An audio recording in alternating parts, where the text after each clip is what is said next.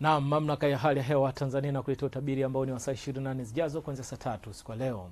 Upepo unatarajia kuvuma kwa kasi ndogo, kwa kasi ya kilomita 10 kwa saa katika maeneo ya Tanganyika, maeneo ya Ziwa Nyasa, lakini pia kwa kasi ya kilomita 20 kwa saa katika maeneo ya Ziwa Victoria na maeneo ya Bahari ya Hindi. Hali ya bahari inatarajiwa kuwa na mawimbi madogo. Wakati huo usiku wa leo tunatarajia kuwa katika maeneo ya Arusha, Manyara, Kilimanjaro kutakuwa na hali ya mawingu kiasi, mvua katika sehemu chache, wakati maeneo ya Kagera, Geita, Mwanza, Shinyanga, Simiyu, Mara pamoja na maeneo ya Kigoma, Tabora na Katavi kutakuwa na hali ya mawingu kiasi, mvua na ngurumo katika sehemu chache. Maeneo mengine ya nchi yaliyosalia yanatarajia kuwa na hali ya mawingu kiasi na makavu kwa ujumla. Wakati siku ya kesho ni matarajio tukua katika maeneo ya ukanda wa Ziwa Victoria, hususan katika maeneo ya Kagera, Geita, Mwanza, Shinyanga, Simiyu na yale maeneo ya Mara pamoja na maeneo ya Kigoma, Tabora, Katavi, kadhalika katika maeneo ya Arusha, Manyara, Kilimanjaro kutakuwa na hali ya mawingu kiasi, mvua na ngurumo katika sehemu chache na vipindi vya jua. Wakati maeneo